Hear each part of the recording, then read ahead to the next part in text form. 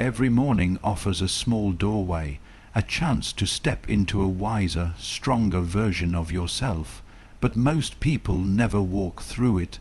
They wake up and immediately step back into old patterns, wondering why the world treats them the same way, why their relationships remain unbalanced, why respect slips through their fingers. But the truth is simple. People respond not to what you want, but to what you allow, what you tolerate, and what you silently communicate through your attitudes. Stoic philosophy teaches that dignity is not demanded, it is embodied. Respect is not begged, it is earned through presence, clarity, and a firm understanding of your own worth. And yet, many of us fall into certain attitudes that unknowingly tell others, "You may treat me poorly, you may overlook me, you may dismiss me." These attitudes weaken our voice, dim our spirit, and slowly train the world to approach us without care. Today, we break that cycle. In this video, we explore 10 attitudes that quietly destroy your self-respect and invite disrespect from others. These aren't dramatic behaviors. They're subtle habits, small cracks in your foundation that slowly widen until your sense of self begins to collapse. But the moment you become aware of them, everything changes. One shift in perspective can rebuild your inner strength. One decision can redirect your path. One commitment to self, dignity can restore the power you forgot you had. So take a breath, sit with yourself. Let your mind settle like still water reflecting truth. Because what you're about to hear isn't just advice, it's a mirror, a chance to see where you've been giving away your strength and how to reclaim it with purpose, grace, and quiet authority. Let's begin. Some people apologize for everything, apologize for speaking, for asking, for taking space, for existing. It becomes a reflex, a habit, a constant surrender. And when the world sees someone who behaves like an inconvenience, it begins treating them like one. Imagine a person walking into a room, shoulders lowered, voice shrinking, offering apologies before speaking a single sentence. They think they're being polite, but what they're really doing is signaling that they don't believe their presence carries weight. If you treat yourself as less significant, others follow the same script. Marcus Aurelius once wrote that you are part of the universe's design. You are not an accident or an interruption. You belong here. Your voice belongs here. Your needs belong here. But when you move through life acting like a disturbance, people respond accordingly. Respect begins with self-permission, the permission to take space without guilt, to speak without shame, to make reasonable requests without remorse. You don't need to apologize for asking a question. You don't need to apologize because someone else is uncomfortable. And you certainly don't need to apologize for setting a boundary. When you stop explaining your existence, something powerful happens. Your voice steadies, your posture shifts, your energy changes. People sense it without you saying a word. You stop walking into rooms like you're trying not to be noticed. Instead, you walk in with quiet dignity. Not arrogance, not pride, just presence.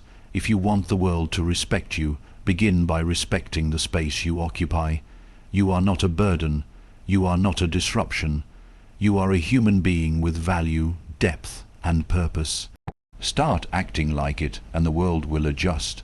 There is a difference between kindness and self-erasure. Most people think pleasing others will earn admiration, but more often it earns the opposite. Pleasing teaches others that you have no boundaries, no preferences, no inner anchor. And when someone lacks an inner anchor, they are treated like a floating object, pushed, pulled, and used however others please. The Stoics teach that virtue begins with intention, not performance. When you do good because it aligns with your values, it strengthens you. When you do good to earn approval, it weakens you. Approval becomes your master. People pleasing becomes your prison. Think about the person who never says no. They rush to help even when exhausted. They agree to plans they dislike. They sacrifice peace for acceptance. Over time, people stop appreciating their efforts. Why? Because what is always available becomes taken for granted. Respect grows where there is a spine, where there is a sense of self. A person who occasionally refuses is valued more than someone who always agrees. A person who knows their limits commands more respect than someone who pretends not to have any. And emotionally, pleasing drains you. It builds resentment. It creates a silent ache, a feeling of being unseen and unappreciated. You begin to wonder why no one cares about your needs, forgetting that you were the one who taught them not to. Here is the truth: refusing someone doesn't make you unkind. Setting a boundary doesn't make you difficult. Choosing yourself doesn't make you selfish. It makes you human. It makes you balanced. It makes you someone others can actually respect. Kindness is powerful when it's real. It's destructive when it comes at the cost of your self-worth. Please others when your heart chooses to, not when your fear forces you to. There's a moment in every relationship, every friendship, every workplace where someone crosses a line. It might be small, a rude remark, a dismissive tone, an inconsiderate action. And in that moment, silence feels easier. You don't want conflict. You don't want drama. So you let it slide. But silence, when repeated, sends a dangerous message. You can treat me like this, and I will accept it. Stoic wisdom teaches the importance of responding with reason, not rage. Yet, responding does not mean remaining silent. Silence can be wise, but silence can also be self-destructive when it becomes your default reaction to disrespect. Imagine a story. A person who is overlooked in meetings, interrupted repeatedly, dismissed whenever they speak. Each time they say nothing, each time they swallow their frustration, and each time they train others to devalue their presence. People begin speaking over them more often. Their ideas are ignored. Their contributions fade into the background, not because they lack ability, but because they refuse to assert themselves. Speaking up doesn't mean shouting. It doesn't mean confrontation. It means calmly and clearly naming the behavior that hurt you. It means saying, "I don't appreciate being spoken to that way," or "Please allow me to finish," or "This crossed a boundary." A single moment of clarity can reset an entire relationship dynamic. When you avoid speaking up to protect the peace, what you're actually doing is destroying your own peace. You build pressure inside your chest, a quiet heaviness that grows over time. You lose trust in yourself. And eventually, you begin to disappear from your own life. People respect those who respect themselves, and part of respecting yourself is protecting your dignity with calm, firm, steady truth. Sharing your feelings is healthy. But exposing every detail of your life, every insecurity, every wound, often has the opposite effect you think it will. Many people overshare because they want connection, yet what they receive is distance. Why? Because people value what is held with care, not what is thrown on the table without thought. In the ancient world, Stoic practitioners guarded their inner life not out of secrecy, but out of respect. They understood that vulnerability is meaningful when shared with the right people at the right moment for the right reasons. But when vulnerability becomes uncontrolled spilling, it weakens your presence. Think of someone who reveals personal pain to strangers or shares deep emotional stories with anyone who will listen. Instead of inspiring empathy, they make others uncomfortable. Their emotional world feels chaotic, uncontained. And when someone seems unable to hold their own inner life, people assume they cannot handle responsibility or pressure. Oversharing also gives others power over you. Not everyone who listens will protect your secrets. Some will use them against you, some will judge you, some will pretend to care while quietly losing respect. Emotional honesty is a strength. Emotional leakage is not. A Stoic approach means choosing carefully who earns access to your inner world. It means sharing enough to create understanding, but not so much that you lose your emotional stability. It means revealing your struggles in a composed manner, not as an uncontrolled release. When you guard your story, you protect your dignity. When you choose depth over exposure, you maintain self-respect. And when you share your truth with intention, people see you as someone who carries themselves with emotional maturity. Be open, be real. But do not empty your soul into hands that cannot hold it. People lose respect for those who are ruled by impulse, those who explode in anger, collapse in sadness, or react before thinking. It's not the emotions that create disrespect, it's the lack of mastery over them. Imagine a person who lashes out at the slightest inconvenience. Their anger becomes a spectacle, their frustration becomes a performance. Or imagine someone who crumbles under pressure, crying at the first sign of difficulty. Emotion is human, but without regulation it becomes a storm that pushes others away. Stoicism was never about suppressing feelings. It was about guiding them, shaping them, understanding them. A storm inside you doesn't need to be unleashed onto the world. It needs direction. When emotions control your actions, people stop seeing you as reliable. They begin walking on eggshells. They avoid sharing difficult truths. They treat you like someone fragile or unstable. Respect fades because people cannot depend on someone who cannot depend on themselves. But when you feel a surge of emotion and pause, even for a single breath, you reclaim your power. When you respond with steadiness rather than outburst, people sense your strength. Calmness under chaos is one of the most respected qualities in any human being. Picture a moment of conflict. Someone insults you, provokes you, tries to get a reaction. Instead of reacting emotionally, you stay composed. You choose your words. You stay grounded. That moment communicates more strength than any shout or punch ever could.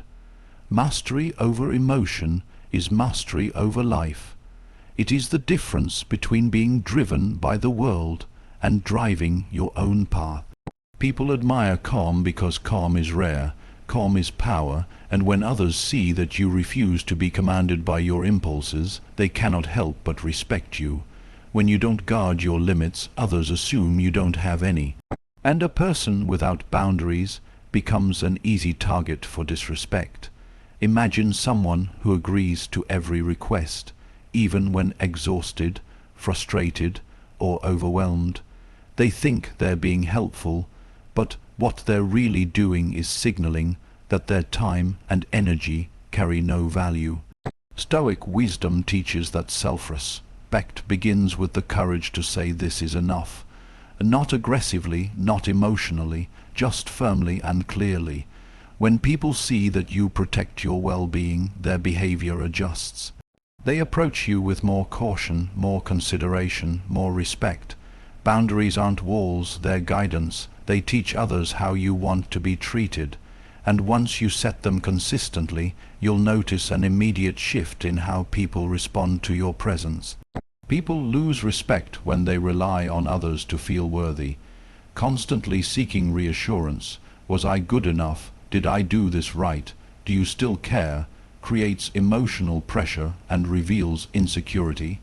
Stoicism teaches that your worth should be anchored internally, not handed over to external approval. When you depend on validation, you allow others to control your mood, confidence, and sense of identity. But the moment you begin affirming yourself, acknowledging your progress, recognizing your strengths, accepting your flaws, the world sees someone grounded, someone whole. People respect those who don't beg for acknowledgement, but walk with quiet certainty. Confidence is not about believing you're perfect. It's about trusting that you are capable and improving. When you stop asking the world to reassure you, the world starts taking you seriously. Remaining in places where you are undervalued teaches others that you accept mistreatment.